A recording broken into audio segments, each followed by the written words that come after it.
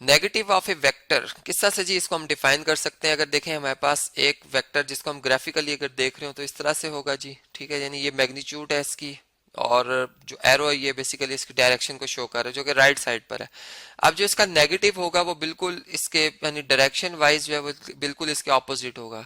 यानी जहां से इसका हेड है वहां से उसकी टेल स्टार्ट होगी और इस तरीके से मैग्नीट्यूड सेम होगी, और इसी के ऊपर मैं यूं इसको अगर शो कर दूं तो अगर आप देखें तो हेड टू टेल रूल के मुताबिक अगर भी हम देखें तो जो नेगेटिव होता है किसी भी वेक्टर का जब उस वेक्टर में ऐड किया जाता है तो रिजल्टेंट जो नेट वेक्टर हमारे पास मिलता है वो बेसिकली क्या मिलता है जी, जीरो। यानी उसमें मैग्नीट्यूड मैग्नीट्यूड से बिल्कुल क्या हो जाती है जी, कैंसिल हो जाती है और हमारे पास जीरो वेक्टर आ जाता है।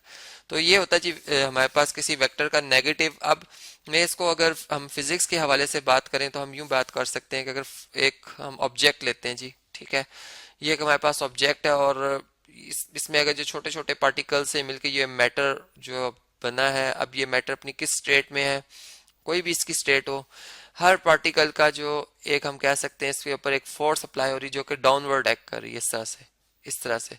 अब ये तमाम फोर्सेस जो है अगर हम देखें तो ये एक दूसरे के बिल्कुल पैरेलल है, ये पैरेलल फोर्सेस हैं, और इनका अगर रिजल्टेंट किया जाए तो एक नेट फोर्स आ जाती है जिसकी डायरेक्शन जो है वो इन तमाम की डायरेक्शन ही की सिमत में होगी। यानी जिसे हम एक नेट फोर्स के तौर पर वेट कह देते हैं जो कि डाउनवर्ड एक्ट कर रहा होता है इस तरीके से। अब ये नेट फोर्स है। अब हमने ये बात पढ़ी थी कि जी न्यूटन्स के यानी थर्ड लॉ के मुताबिक एक्शन और रिएक्शन जो होते हैं वो इक्वल इन मैग्नीट्यूड होते हैं बट ऑपोजिट इन डायरेक्शन होते हैं। अब हमें इस जो बॉडी रेस्ट में क्यों नजर आ रही है, अगर इस क्वेश्चन के आंसर की तरफ जाएं तो हमें बात समझ आती है कि जब एक नेट फोर्स जीरो होती है तभी बॉडी रेस्ट में होती है।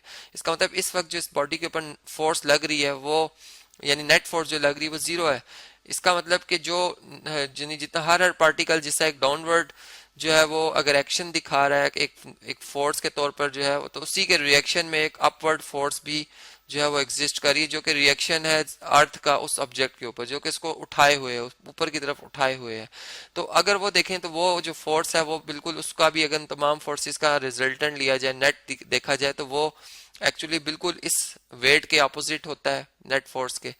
तो इस तरह से हम कह सकते हैं कि एक अगर वेक्टर था हमारे पास W यानी फोर्स ये जो वेट है, ये एक अगर हमारे पास वेक्टर है तो इसका जो नेगेटिव वेक्टर है वो बेसिकली ये रिएक्शन है जिसको मैं अपवर्ड में शो कर रहा हूँ। तो ये इसका क्या है जी, नेगेटिव है, नेगेटिव ऑफ ए वेक्टर है जो कि इसके अफेक्ट को क्या कर रहा है जी, बिल्कुल कैंसिल कर रहा है। तो इस तरह से हम देख सकते हैं प्रैक्टिकली। अगर चले हम और वेक्टर्स की बात कर लेते हैं, मोमेंटम की बात करते हैं। हम जानते हैं मोमेंटम जो है जिसे हम पी से जाहिर करते हैं मास इनटू वेलोसिटी के प्रोडक्ट के इक्वल है।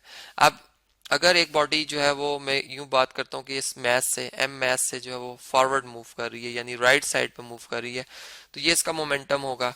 और उसकी मैग्नीट्यूड हम यहाँ से देख सकते हैं कि ये लेंथ जो है वो हमें इसकी मैग्नीट्यूड बता रही है जबकि जो एरो है ये डायरेक्शन बता रहा है। अब जो इसका नेगेटिव होगा वो क्या होगा जी, बिल्कुल उसकी मैग्नीट्यूड इसके इक्वल होगी। यानी उसमें हम ये बात करेंगे कि ऑब्जेक्ट जो है वो अब वापस वापस यानी आ रही है और उसका मैस सेम रहेगा, मैस वही रहेगा, लेकिन क्या होगा जी कि जो डायरेक्शन है वेलोसिटी की, यानी यहाँ पर v वेलोसिटी अगर राइट साइड पे तो यहाँ पे u वेलोसिटी लेफ्ट साइड पे होगी, और यही फर्क होगा। और इस वजह से अगर इसका कंपैरिजन p मोमेंटम वाले वेक्टर से किया जाए तो ये फिर उसका नेगेटिव होगा। तो इस तरह से हम देखते हैं कि एक वेक्टर क्या होता है और फिर उसका नेगेटिव हम कैसे डिफाइन करते हैं, और जब इन्हें ऐड किया जाता है हेड टू टेल रूल के मुताबिक तो फिर हमें जो उनका रिजल्टेंट मिलता है वो एक जीरो वेक्टर मिलता है या एक नल वेक्टर मिलता है।